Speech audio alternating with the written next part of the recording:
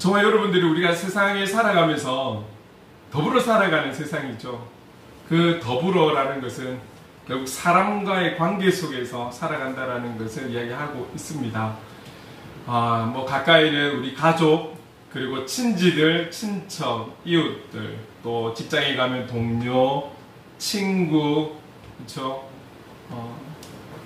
또 어떤 일을 하느냐에 따라서 손님과의 관계, 또 선배와의 관계, 후배와의 관계, 또 직장 안에서도 또 위아래 또 서로 여러 가지 관계, 이 사람과의 많은 여러 가지 다양한 사람과의 관계 속에서 우리가 살아가고 있죠. 많은 관계 속에서 살아가고 있지만 우리가 이 땅에 살아가는 그날까지 내가 이 사람은 정말 믿을 수 있어 라고 하는 관계가 얼마나 되십니까?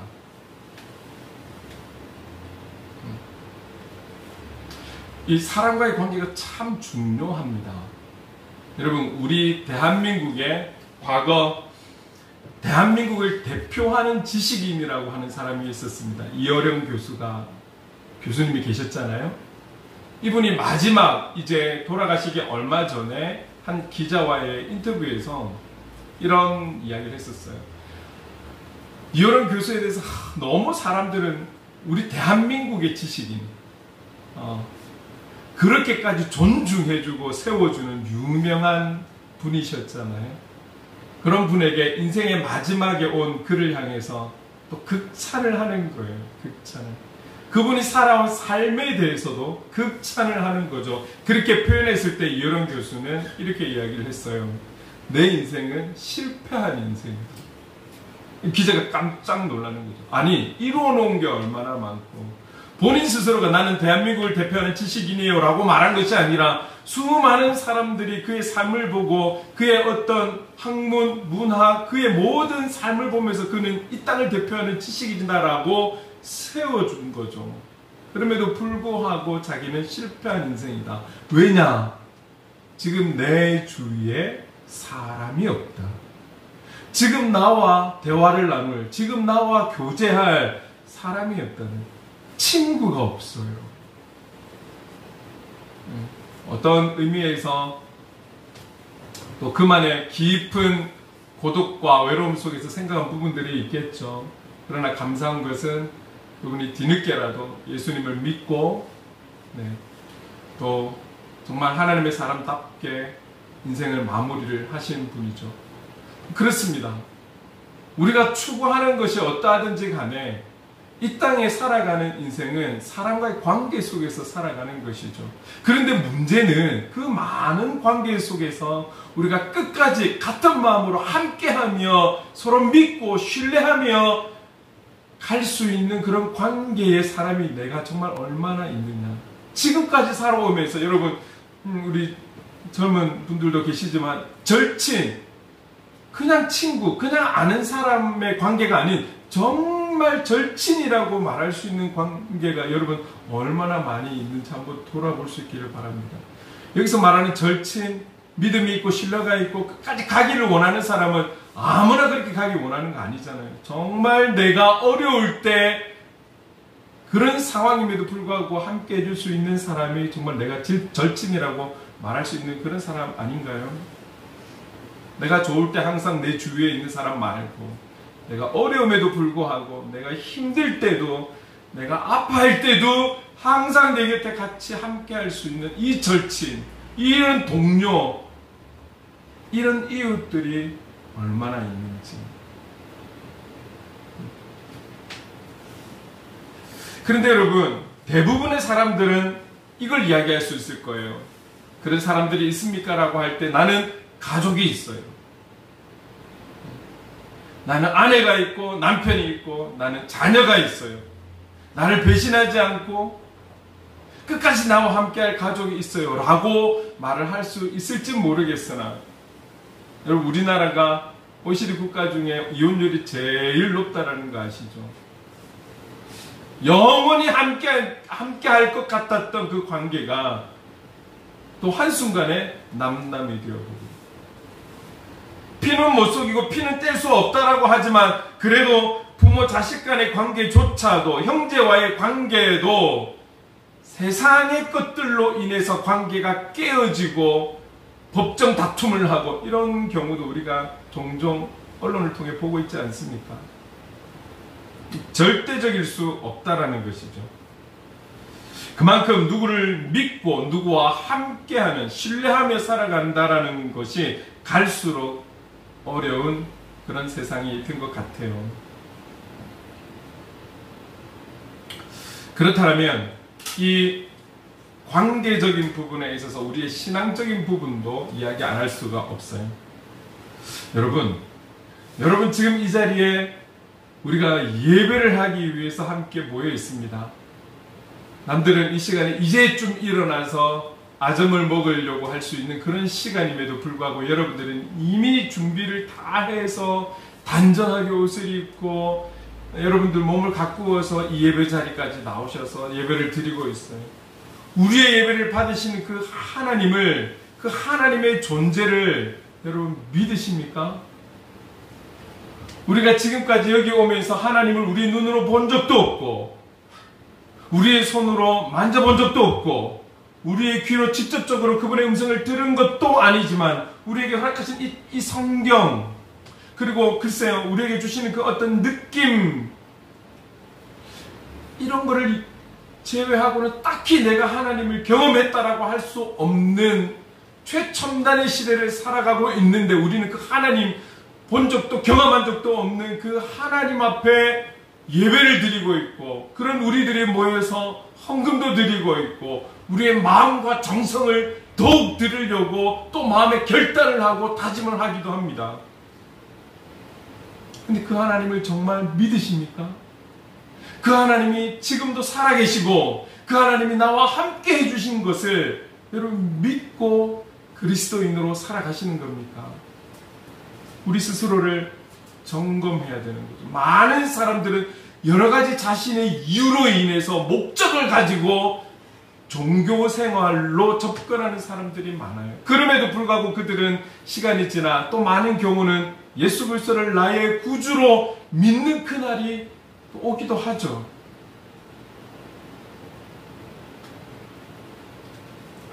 우리가 하나님을 믿는 사람, 삼위일체 되신 하나님을 믿는 사람이라고 이야기를 할 때 우리는 성경의 인물 가운데 아브라함에 대해서 믿음의 사람이라고 했을 때 아브라함이라는 사람을 돌아보지 않을 수가 없어요. 그래서 우리는 그 아브라함을 향해서 믿음의 조상 아브라함, 다윗 하면 딱 생각나는 게 또 있잖아요.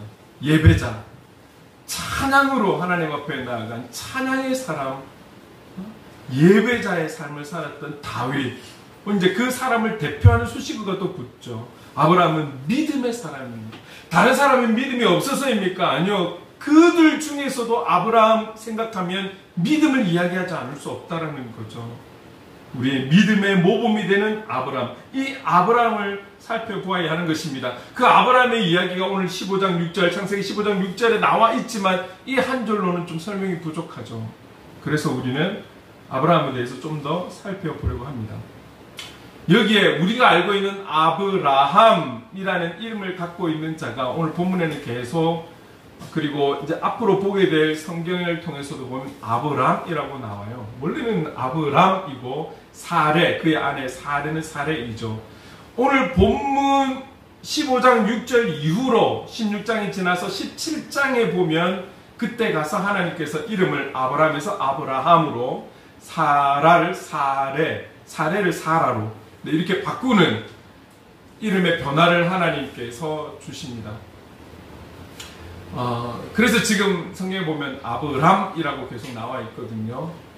자, 이 아브람의 삶의 모습들을 보면서 그가 왜 하나님께서 그를 오늘 본문에서 말씀하고 있는 여호와를 믿는 그것을 의롭게 여기시는지, 왜 의롭게 여기시는지를 조금 살펴보면서 우리 자신을 돌아보기 원하는 것입니다. 자, 여러분, 아브라함의 등장은 아브라함의 아버지인 데라의 족보에서부터 아브라함 이름이 등장하기 시작합니다. 창세기 11장 마지막 부분에 데라의 족보가 나오면서 12장 1절에 가서 아브라함에 대해서 하나님께서 말씀하시는 내용이 나와요. 그 첫 하나님께서 아브라함에게 말씀하시는 내용 12장 1절, 창세기 12장 1절을 같이 한번 읽어볼게요. 시작. 여호와께서 아브라함에게 이르시되 너는 너의 고향과 친척과 아버지의 집을 떠나 내가 내게 보여줄 땅으로 가라. 11장 말에 아브라함이라는 이름이 나오면서 당장 12장 1절 되면서 하나님께서 아브라함에게 딱 명령을 주시는 거예요. 자, 여러분, 12장 1절은 우리가 참 그래도 많이 듣고 암송도 하는 구절이기도 합니다. 또 신앙에 있어서 아주 중요한 출발을 또 말씀하고 있는 내용이기도 하고요. 자, 보세요. 아브라함에게 너는 너의 고향과 친척과 아버지의 집을 떠나서 내가 너에게 보여줄 땅으로 가라. 하나님께서 그렇게 말씀을 하시는 거예요. 하나님께서 주신 말씀이니까 우리는 그냥 아멘하고 가면 돼 라고 쉽게 말할 수 있을지는 모르겠지만, 당시에는 여러분 부족사회, 함께 그 부족이 시족이 같이 모여서 살고 있는 공동체였단 말이죠. 그런데 하나님은 과감하게 아브라함을 향해서 너의 지금의 그 고향과 친척과 아버지의 집을 떠나라. 떠나라고 이야기하는 거예요. 어느 누구도 이 말을 할 수가 없어요. 차라리 그 부족이 함께 움직이는 것이면 또 좀 모르겠어요. 그런데 너희들만 따로 그 땅에서, 너희들이 정착한 땅에서, 그 친척에게서, 가족에게서 떠나라. 떠나라고 하는 거예요. 자, 그러면 떠나라고 하면 어디 갈 때라도 허락하고, 갈 때라도 보여주고, 갈 곳이라도 알려주고 떠나라고 하면 좋잖아요. 그런데 여기에 뭐라고 말씀하고 있습니까? 내가 내게 보여줄 땅으로 가라. 지금 어디로 가라고 명령도 안 하신 거예요. 그냥 나가라는 거예요. 떠나라는 거예요. 앞으로 내가 너희들에게 보여줄게. 지금 떠나라. 근데 이거는 이 이야기를 듣고 그냥 아멘 이렇게 나올 수 있는 말은 아니라는 거예요. 그런 명령은 아니라는 거예요. 그런데 여러분, 그런데 12장 4절에 한 부분을 우리 같이 한번 읽어봅시다. 앞에 스크린에 나온 만큼만. 시작. 이에 아브라함이 여호와의 말씀을 따라갔고, 이에 여호와의 말씀을 따라갔다라는 거예요. 1절에서 명령하신 떠나서 가라라는 그 말씀에 이해는 안 되겠죠. 어디로 가야 할지도 모르고. 그리고 이 상황에서, 그 환경에서 벗어나서 떠난다는 것 자체가 큰 문제이기 때문에 어떤 위험이 도사리고 어떤 어려움이 있을 줄 모르는 그런 광야를 향해서, 그것도 자기 가족들만, 그리고 어디로 가야 할지도 모르는 상황에서 나간다라는 것은 말이 안 되는 거예요, 여러분. 그런데 아브라함은 4절에 여호와의 말씀을 따라갔다라는 거예요. 그냥 읽으면서 믿음의 사람이니까, 믿음의 사람이라도 그 현재라는 현실 속에서 살아가는 사람이고, 그 한 사람의 목숨이 중요한 그런 상황에서 목숨 걸고 나가야 되는 시기였단 말이죠. 그런데 그는 여호와의 말씀을 따라갔다라는 거예요. 여러분, 이 아브라함이 떠나서 가라라는 이 말씀에 순종한 나이가, 우리가 4절 앞부분만 읽었는데요, 그 뒤에 보면 아브라함의 나이가 75세였다고 나와 있어요. 과거에 이 구약의 오랜 시간 전에는 지금보다는 사람들이 좀 더 오래는 살았죠. 그러나 75세라고 한다면 결코 청년의 나이, 젊은 나이는 아닌 거죠. 아닌 거예요. 그런데 여러분, 그 말씀의 순종을, 어려운 그런 그 명령에 순종했다라는 것, 그것도 내가 너에게 보여준 땅, 내가 꿈으로 보여줬잖아, 내가 환상으로 보여줬잖아, 그런 것도 아니고 무조건 가라, 내가 너에게 보여줄 그 땅으로 떠나라. 이 말씀에 순종하는 것은 정말 대단한 믿음인 거죠. 웬만큼 하나님을 믿지 않고서는 뭐 주소라도 알려주면 갈게요, 이런 게 아니라는 거죠. 지금 그의 믿음이, 여호와를 믿는 그 믿음이 엄청나고 대단한 거죠. 자, 그런데 여러분, 우리는 이렇게 알고 있어요. 대부분 이렇게 알고 있단 말이죠. 하나님의 일하심에 대해서 대부분 이렇게 알고 있고, 이렇게 반응한 아브라함에 대해서 그는 역시 믿음의 조상이야 라고 표현하지만, 하나님께서는 아무런 생각 없이 일하고 계신 분이 아니라는 거예요. 11장 뒷부분에 보면 하나님께서 또 하나님의 작업을 하고 있다는 것을 알 수가 있어요. 창세기 11장 31절 말씀 같이 한번 읽겠습니다. 시작. 데라가 그 아들 아브람과 하란의 아들인 그의 손자 롯과 그의 며느리 아브람의 아내 사레를 데리고 갈대아인의 우르를 떠나 가나안 땅으로 가고자 하더니, 여기까지. 지금 이미 아브람의 아버지인 데라에서부터 우리가 살고 있는 이 땅, 우리 이 부족의 상황에서, 환경에서 떠나서 우리 가나안 땅으로 가자라고 이미 아버지 때부터 움직임이 있었던 거예요. 여기를 떠나자, 가나안 땅으로 가자라고 이미 이 일들이 진행이 되고 있었다라는 거예요. 근데 놀라운 거는 왜 놀랍냐? 여호수아 24장 2절에 이 말씀을 같이 좀 읽어볼게요. 여호수아 24장 2절 함께 읽겠습니다. 시작. 곧 아브라함의 아버지 나홀의 아버지 데라가 강 저쪽에 거주하여 다른 신들을 섬겼으나, 여러분 여호수아는 누구입니까? 모세가 이스라엘 백성의 지도자였잖아요. 그리고 그 대를 이은 지도자가 여호수아였어요. 아브라함으로부터 훨씬 지난 뒷세대의 사람이 여호수아였지요. 근데 이 여호수아가 아브라함의 아버지 데라에 대해서 뭐라고 이야기를 했냐면, 데라는 강 저쪽에 거주하여 다른 신들을 섬겼다라고 증거하고 있어요.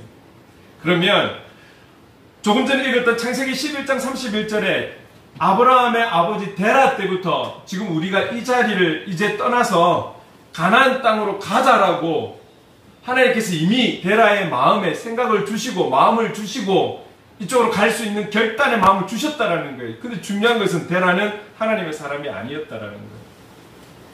하나님께서 아브라함을 통해서 실제적으로 12장 1절에서부터 역사하시기 위해서 일을 하시는데, 이미 그의 아버지에서부터 생각을 주시고 마음을 주시고 결단을 주시고 용기를 주시고 이미 그의 아버지 하나님을 모르는 그를 통해서 일하고 계셨다라는 것을 볼 수가 있는 거죠.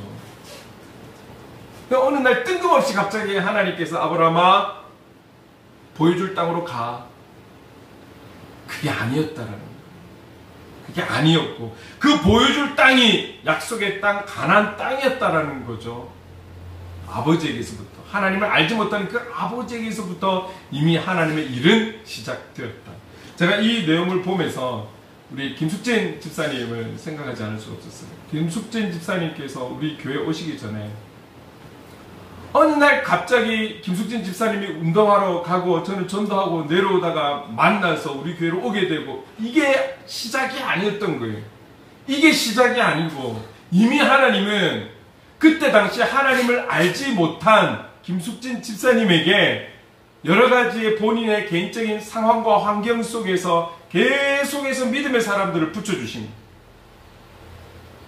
병원에 짧지 않은 시간 계시면서 계속 옆에 침상에 어떤 권사님, 어떤 집사님, 계속 믿는 분들, 또 그분들로 통해서 동영상을 보게 하시고 그분들을 통해서 말씀 구절을 읽게 하시고 여러 가지를 생각하게 하시고, 그리고 그 이전에 먼저 믿었던 언니분도 계시고, 이런 작업들을 하나님은 이미 하고 계셨던 거예요. 하나님은 집사님을 향한 계획하심이 있었기 때문에 이미 작업을 하셨고 이미 일하심이 시작이 되었고, 그리고 하나님의 때가 되었을 때 저를 만나서 행복을 그리는 교회로 올 수 있는 계기가 되었던 것이죠. 아브라함도 마찬가지예요. 12장 1절에서부터 하나님의 일이 아브라함을 통해서 시작된 게 아니라 이미 하나님을 모르는 그 아버지 데라에서부터 하나님의 일하심은 시작이 되었다라는 것을 볼 수 있는 것입니다. 구체적으로는 아브라함을 통해서 일을 하시는 거죠. 자, 여러분 보세요.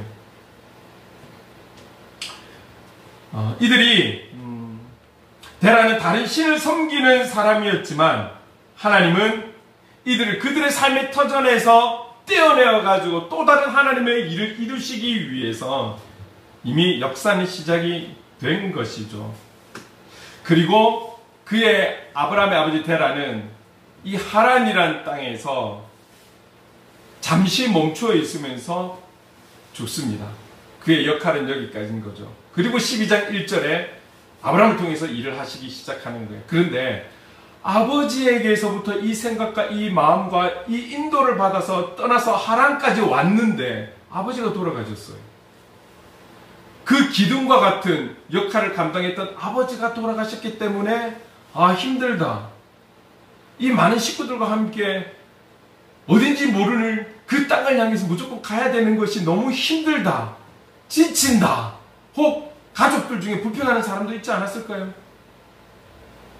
그가 이제 가장이 되어서 이 가족 전체를 움직여 가야 되는데 그러면 우리 여기까지 됐으니 다시 우리가 살던 곳으로 돌아갈까? 돌아갈 수도 있지 않았을까요? 아니면 여기 아버지께서 돌아가셨는데 우리 이곳이 약속의 땅인지도 모르잖아. 이곳이 하나님께서 허락하신 땅인지도 모르잖아. 우리 여기 정착해버릴까? 이럴 수도 있는 거잖아요. 그럼에도 불구하고 아브라함은 하나님의 그 약속의 말씀을 믿고 그리고 끝까지 가나안 땅으로 가기로 결단했다라는 것. 두렵고 무섭고 여러 가지 어려운 문제들과 상황과 환경, 일어나지도 않은 여러 가지 일어날 어떤 부정적인 생각에 사로잡힌 것이 아니라 하나님께서 나와 함께 하실 것이다. 그래서 그 약속의 땅, 하나님께서 보여주실 땅으로 가겠다. 이 마음도 하나님께서 주신 것이죠. 여러분, 우리가 조금 전에 12장 1절, 그래서 네가 집을 떠나서 가라라고 말씀하셨는데 이것이 아니라 12장 2절 3절에 보면 아브라함을 통해서 약속의 말씀도 사실은 주시거든요.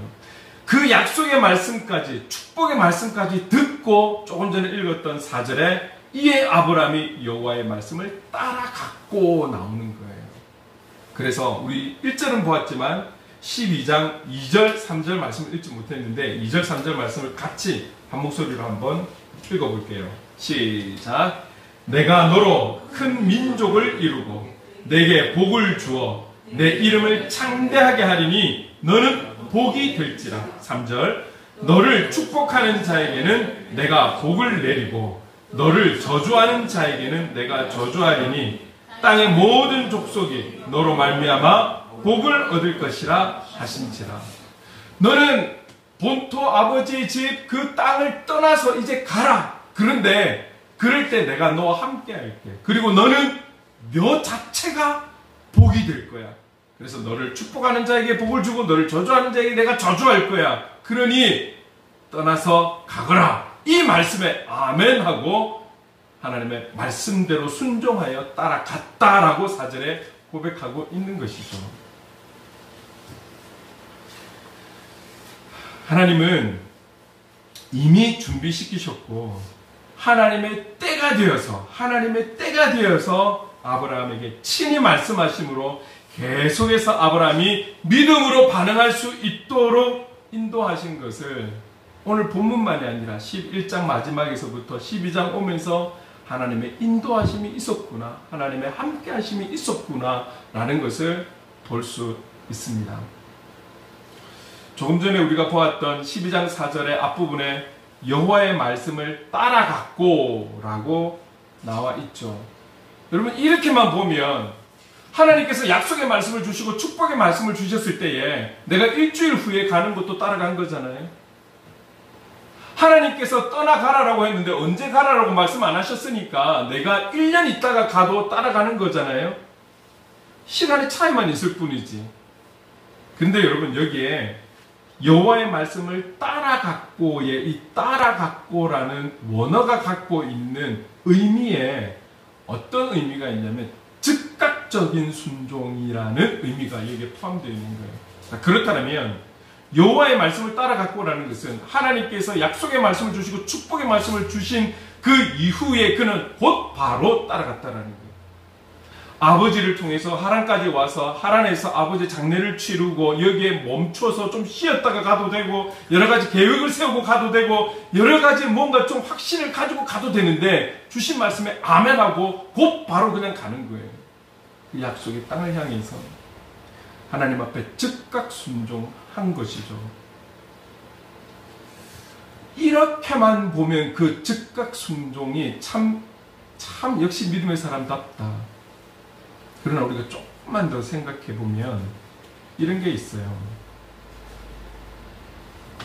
여러분 12장 5절 말씀도 같이 한번 읽어봅시다. 12장 5절 말씀.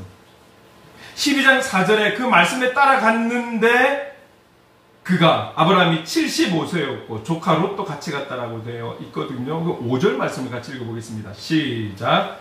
아브라함이 그의 아내 사레와 조카 롯과 하란에서 모은 모든 소유와 얻은 사람들을 이끌고 가나안 땅으로 가려고 떠나서 마침내 가나안 땅에 들어갔더라. 마침내 가나안 땅에 들어갔어요. 자기들의 직계의 가족뿐만이 아니라 조카 롯의 가족들도 다 데리고 모든 짐승과 그때 당시에 재산 1호는 짐승인 거잖아요.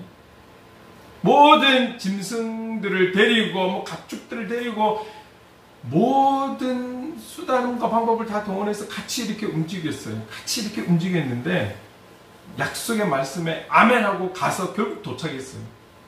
근데 글은 너무 간단해요. 너무 쉬워요. 지금 현재 다시금 아버지의 장례를 끝내고 출발하는 땅이 하란 땅이라는 거죠.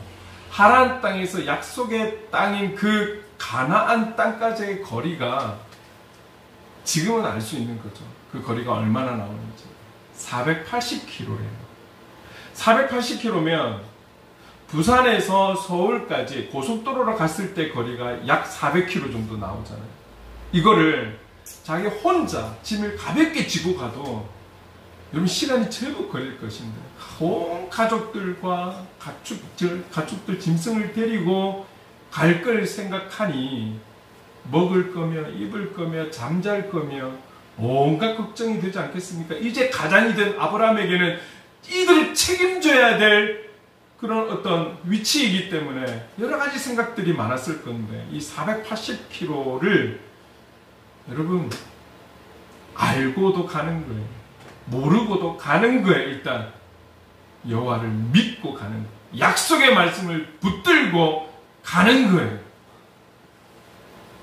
이 내용이 싹 빠졌지만 결국 400km를 가서 도착하는 거예요. 보지 못하고 듣지 못하고 눈에 보이지 않는 그 말씀에 대해서 아멘하고 갔을 때 얼마나 두렵고 떨림이 있고 힘들었을까요? 어떤 질병에 노출될 수도 있고 어떤 맹수에게 또 위험이 있을 수도 있고 여러 가지 상황 속에서 여기까지 갔다라는 것. 뭐 큰 무기가 있었겠습니까? 전쟁 훈련을 받은 사람이었겠습니까? 일반적인 일상을 살아갔던 사람들이 모여서 출발했을 뿐인데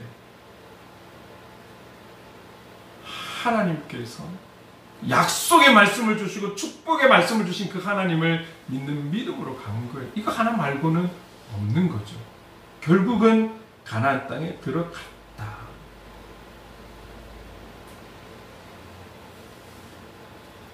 오히려 문제가 있을 때는 너무 깊게 생각하지 않고 어린아이처럼 단순하게 아멘하고 가는 것이 더 지혜로울지도 모르겠습니다.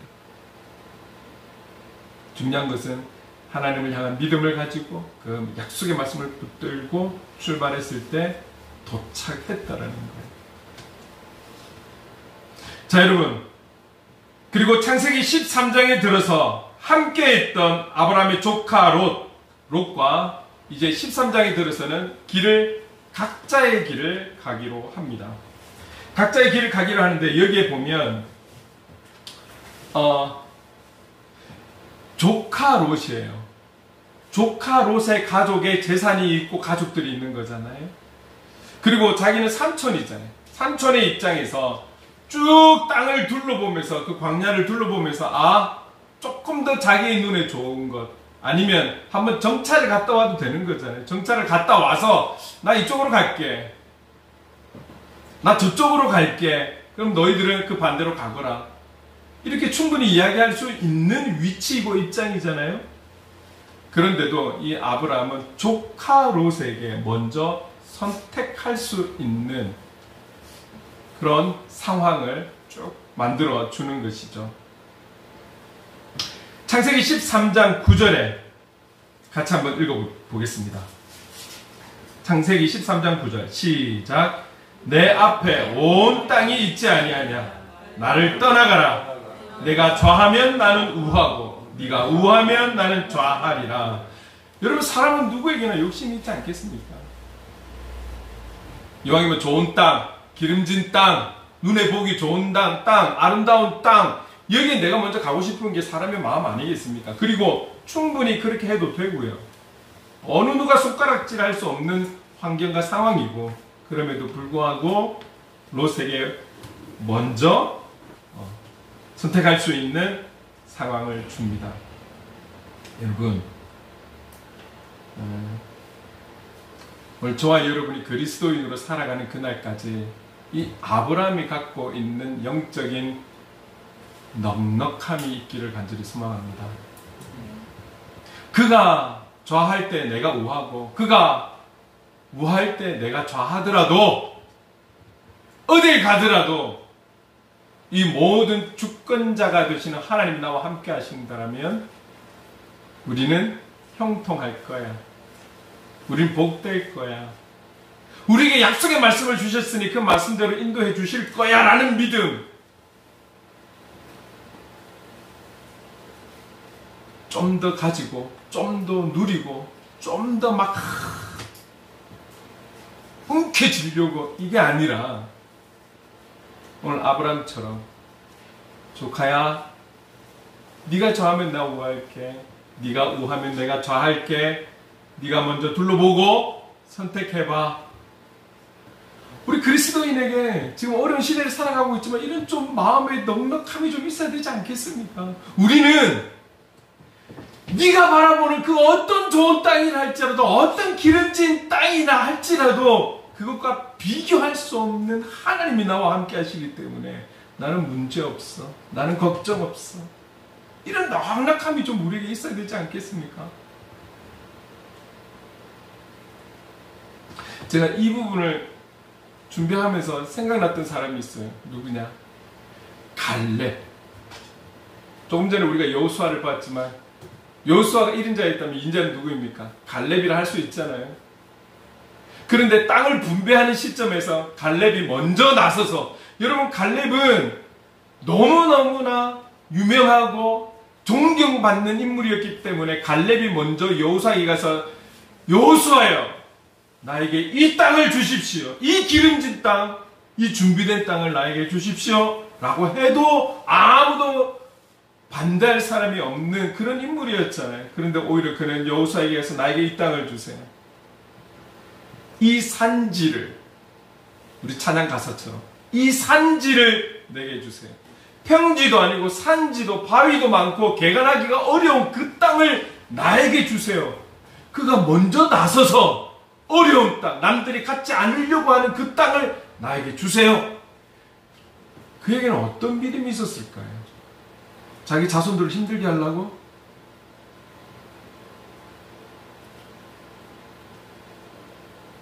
하나님이 함께 하시면 하나님께서 이 땅을 아름답게 충만하게 기름진 땅으로 인도해 주실 거라는 믿음이 있지 않았을까요? 그가 인생을 살아오면서 나와 함께 하신 하나님, 그 하나님께서 내가 먼저 이 땅을 선택했을 때 하나님께서 그 땅을 책임져 주실 거라는 믿음이 있지 않았을까요? 이런 좀 그리스도인다운 넉넉함, 영적인 충만함, 못 가져서 안달이 나고 우리가 세상적으로 사촌이 땅을 사도 배가 아픈 이런 삶 말고 말이죠. 여러분 기억하십시다. 예수 그리스도께서는 우리에게 자신의 모든 것을 우리에게 주신 분이에요. 우리 그거 믿고 있잖아요. 그분의 죽음까지도, 그분의 생명까지도 우리를 위해서 십자가에 달려 죽으십니다. 그의 모든 물과 피를 쏟으시면서까지도 우리의 죄를 용서해 주시기,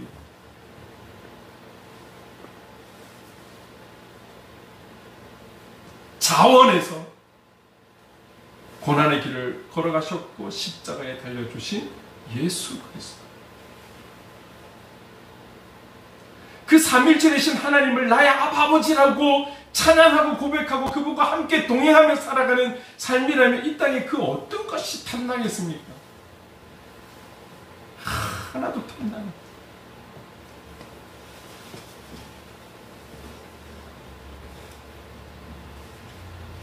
여러분, 앞으로도 어떤 기회들이 있고 선택의 때가 있겠지만, 상황들이 있을 수 있겠지만, 그 어떤 무엇보다도 우리의 믿음의 대상이 되는 그 하나님을 선택할 수 있는 저와 여러분, 많은 보기 좋은 것들이 있다 할지라도 십자가를 바라볼 수 있는 이런 믿음의 선택을 할 수 있고, 영적인 선택을 할 수 있고, 하나님이 기뻐하시는 선택을 할 수 있는 그런 결단의 사람들이 저와 여러분 될 수 있기를 간절히 소망합니다. 결국은 하나님께서 아브라함이 자기가 눈에 보기 좋은 것을 가지고 떠났을 때 하나님께서 어떻게 말씀하십니까? 여러분, 창세기 13장 14, 15, 16절에서 이제 남아있는 아브라함을 향해서 아브라함, 네가 둘러봐, 동서남북 어디라도 네가 바라보고 네가 발을 딛는 그 모든 땅을 너의 것으로 해줄게. 그 모든 땅을 너와 너의 자손들에게 줄게. 그리고 너의 자손들이 땅의 티끌보다 많게 해줄게.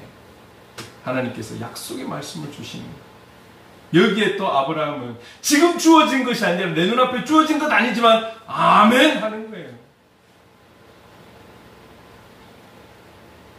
15장에 들어갑니다. 창세기 15장에 들어가면서 75세가 넘은 아브라함, 그의 아내와는 10살 차이가 납니다. 자, 그러면 65세라는 거죠. 65세. 이미 조카는 성장해서 그 집안을 이끌어가는 사람이 되었어요. 조카예요. 그럼 자기 자녀는 어쩌면 우리가 일반적으로 생각했을 때는 조카 롯보다도 좀 더 크거나 성장한 자녀가 있어야 되는데 자녀에 대한 이야기가 없습니다. 그래서 여러분, 이미 성경은 11장, 12장 본격적으로 아브라함 이야기가 시작되기 직전에 11장 30절에 사라에 대해서 언급하고 있는 내용이 있습니다. 제가 한번 읽어볼게요. 사라는 임신하지 못함으로 자식이 없었더라. 본격적으로 아브라함 이야기가 나오기 직전에 사라에 대해서 언급한 건 이거예요. 사라는 임신하지 못함으로 자식이 없었더라. 이게 왜 중요하냐? 방금 말씀드렸죠? 창세기 13장 14, 15, 16절에 네가 바라보는 그 모든 땅을 너의 자손들이 가지게 해주겠고 너의 자손을 이 땅의 먼지보다도 더 많게 해주겠다. 엄청난 자손들을 허락해 주겠다. 그런데 이미 11장 30절에 사라는 임신하지 못하는 여자였더라. 증거하고 있어요. 증거. 근데 하나님은 약속의 말씀을 주신 거죠. 여러분, 자녀에 대한 약속의 말씀도 믿고 따랐던, 아멘하고 따랐던 아브라함, 그 아브라함이 15장에 와서 상속자, 자기의 상속자, 아브라함의 상속자, 아들을 주지 않은 것에 대해서 원망을 하지 않지만 다른 아들을 가지면서 상속자로 삼으려고 계산을 하고 있습니다. 계획을 하고 있습니다. 그런 아브라함에게 하나님은 15장 4절에 이렇게 또다시 한번 말씀하는 게 있어요. 15장 4절 앞에 나와 있는 부분만 한번 읽어볼까요? 시작. 내 몸에서 날 자가 내 상속자가 되리라. 네, 그렇게 말씀하고 있어요. 15장 4절에 내 몸에서 날 자가 내 상속자가 되리라. 성경은 11장 30절에서 사라는 임신하지 못하는 자입니다 라고 증거하고 있어요. 그런데 계속해서 아브라함이 움직일 때마다 내가 너를 축복해 줄게. 그리고 그 축복은 너의 자손들에게, 자손들은 엄청나게 많을 거야 라고 축복의 말씀을 주시는데 그냥 아브라함은 믿고 가는 거예요. 믿고 가지만 나이를 먹어가니까 마음이 약해지는 거겠죠. 그래서 그들이 나름 머리를 굴리는 거예요. 또 다른 상속자를 놓으면 되잖아, 낳으면 되잖아. 계획을 하니까 하나님께서 그 계획하심을 아시고 네 몸에서 그가 너의 상속자가 되리라. 또다시 약속의 말씀을 주시는 거예요. 그러면서 15장 5절에는 밖으로 데리고 나갑니다. 아브라함, 일어나와봐. 이 무뼈를 좀 봐. 여러분, 지금 우리는 이런 하늘을 볼 수가 없죠. 너무 밝아서. 여러분, 제가 이 무뼈를 보면요, 제가 고등학교 2학년 때 처음 수련회 갔던 주소지는 모르겠습니다. 어쨌든 토지동입니다. 토지동. 그 처음 봤던 그 밤하늘을 제가 잊을 수가 없어요. 평생 볼 별똥 떨어지는 걸 그날 다 봤습니다. 제가 고3 때 수련회를 똑같은 자리를 갔는데 정말 입만 벌리고 서 있었습니다. 엄청난 거예요. 엄청난 거예요. 그 이후로도 저는 아직까지 그런 하늘을 못 봤습니다. 여러분, 그 별을 바라보면서 너와 자손이 이와 같을 거야. 또 약속의 말씀을 주시는 거예요.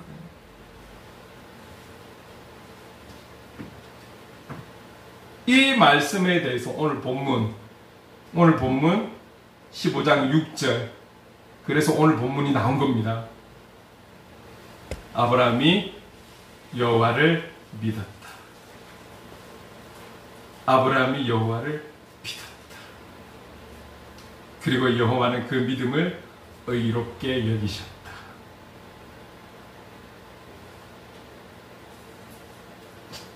여러분, 여기에 여호와를 믿었다라는 것은 다른 말로 하면 신뢰하다입니다. 하나님의 그 말씀을 신뢰하는, 좀 더 정확한 의미는 그렇게 말씀하시는 하나님을 붙잡았다. 예, 믿습니다. 하나님, 꼭 그렇게 되게 해주세요. 붙잡았다. 그냥 믿었다라는 것이 아니라 그 믿었다에는 하나님을 신뢰하고 그렇게 말씀하시고 축복해 주시는 하나님을 붙잡았다.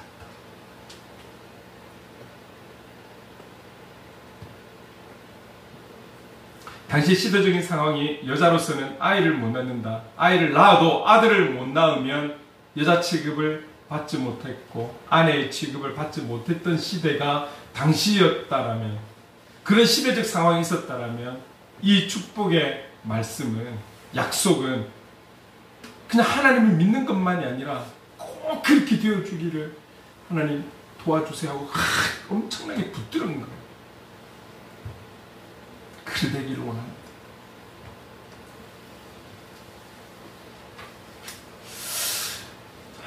여러분, 모든 것에는 하나님의 때가 있는 거예요.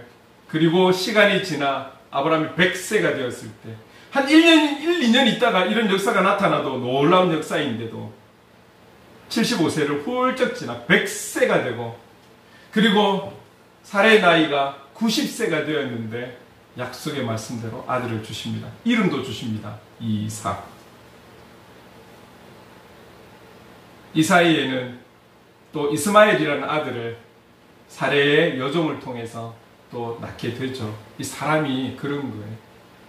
오늘 내가 확신이 있는 것 같으면서도 그 확신이 나의 계획, 내가 생각한 날짜를 지나니까 불안해지는 거예요. 염려가 되는 거예요. 그래서 그들은 또 머리를 짭니다.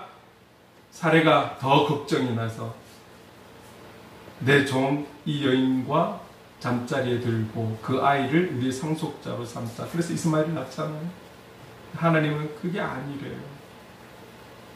그리고 때가 되어서 하나님은 그들에게 이삭이라는 아들을 창세기 21장에 가서 허락해 주십니다. 여러분 기억하십시오. 하나님의 일하심에도 하나님의 때가 되어야 응답이 이루어진다는, 우리가 그분을 향한 믿음이 있다 할지라도 내 때에 내 기준에 맞는 응답이 아니라 그 믿음이 있다 할지라도 그 믿음의 대상이 되는 그 하나님의 때가 되어야 응답이 이루어진다라는 사실을 우리는 꼭 기억을 해야 하는 것이죠. 자, 여러분, 아브라함 완벽한 사람이었습니까? 우리가 믿음의 조상이라고 말할 수 있을 만큼의 완벽한 믿음의 소유자였습니까? 순간순간 보면 놀라운 결단을 합니다. 그러나 그 하나님의 인도하심을 기다리는 그 과정 속에는 그도 실수도 하고 연약함도 있고 지금 다 표현을 하지 않았지만 그의 아내도 자기 죽을까봐 그의 아내도 바치는 그런 상황들도 경험하지 않습니까? 그럼에도 불구하고 하나님은 이 아브라함을 향해서 너는 믿음의 조상, 너는 믿음의 사람. 여러분, 이 땅에 살아가는 그 어느 누구라도 이 땅에 의인은 없다라는 것을 기억하십시오. 그러나 하나님께서 인정하시는 의인은 아브라함인 거예요. 아브라함이 그 하나님을 향한 믿음을 놓고 의롭게 여기신 것이죠. 오늘 이 아브라함의 연약함 속에 하나님을 믿었던 그 믿음이 저와 여러분의 믿음이 될 수 있기를 간절히 소망합니다. 하나님을 향한 그 신뢰가 저와 여러분의 하나님을 향한 신뢰가 될 수 있고 그 하나님의 붙듦이 저와 여러분의 포기하지 않는 하나님을 향한 붙듦으로 살아갈 수 있는 저와 여러분의 믿음이 될 수 있기를 간절히 소망합니다. 오늘을 살아가는 그리스도인들, 오늘을 살아가는 이 그리스도인들이 이 어렵고 혼란한 세대 속에 그렇기 때문에 더더욱 하나님 자신을 바라보기를 원하시지 않을까요? 아브라함과 같은 믿음으로 살아가기를 원하지 않으실까요? 오늘 이 믿음이, 이 아브라함의 믿음이 저와 여러분의 믿음이 될 수 있기를 간절히 소망합니다. 여러분, 어제 뉴스 보셨죠? 멀리 있는 것도 아니고 우리 부산에 해운대에 있는 고등학생 3명이 이 금정구에서 가까운 학교를 다니고 있더만요. 스스로가 생을 마감했어요. 이제는 여러분 뭐 어디 엘리베이터나 어디에서 아이들만 보면 그 아이들 자체만으로도 그냥 웃음이 나와요. 왜? 그만큼 보기가 어려운 시대죠. 이 땅의 청소년들을 바라보면서 바라보는 것만이라도 그 아이들이 어떠든지 간에 이 땅이 소망이고 필요한 존재들이고. 근데 3명이나 친구들이 그런 선택을 했다라는 거예요. 경제적으로 엄청나게 힘들고 어렵고 혼란스러운 시대이기는 맞습니다. 근데 우리는 항상 그 위기가 기회가 되는 거죠. 육적인 위기가 영적인 기회가 될 수 있습니다. 우리가 너무 세상 것에 바라보고 세상 것에 만족했던 삶이었다라면 저와 여러분뿐만 아니라 이 땅의 그리스도인들이 우리의 시선을 바라봐야 될 것을 잃고 세상 것을 바라봤다라면 이 기회를 통해서 다시금 하나님을 바라볼 수 있는 기회, 다시금 하나님을 바라보며 신뢰하고 붙잡고 그분을 향한 믿음으로 살아갈 수 있는 기회가 될 수 있지 않겠습니까? 누군가가 그래 되기를 바라는 것이 아니라 오늘 저와 여러분이 오늘 이 믿음의 회복, 그리고 이 믿음의 충만함, 이 믿음의 성장함을 누릴 수 있는 이 시기가 되었으면 좋겠습니다. 영적인 넉넉함을 가지고 우리의 모든 이웃들을 바라보며 관계하는 모든 이들을 바라보며 그리스도인의 미소를 지을 때에 예수 그리스도의 그 사랑이 흘러가지 않겠습니까? 여러분, 이 믿음을 지켜가기 위해서라도, 이 믿음의 성장을 위해서라도 우리는 예수님을 바라보아야 하는 것, 말씀 앞에서 살아가야 하는 것이죠. 그렇게 우리는 날마다 결단하면서 살아가야 우리는 이 믿음을 지키며 그리스도인으로 살아갈 수가 있는 것입니다. 여러분, 이제 우리는 또 한 주를 새롭게 살아갈 것입니다. 간절히 원하는 것은 오늘 이 아브라함의 믿음으로, 이 아브라함의 신뢰로, 이 아브라함의 그 하나님을 붙듦으로 이런 정신과 이런 마음으로 이 한 주를 살아갈 수 있기를 간절히 소망합니다. 그럴 때 나와 함께 해주시는, 함께 하시는 그 하나님의 은혜로 말미암아 우리는 영적 승리, 온전한 기쁨과 행복, 육의 삶에서 주시는 기쁨 말고 끊임없이 이어지고 부어지는 그 기쁨, 그 행복, 그리고 선한 영향력을 바라며 살아가는 복된 한 주 될 수 있기를 주님의 이름으로 축원합니다. 이 믿음이 저와 여러분의 믿음이 될 수 있기를 간절히 소망합니다. 아멘.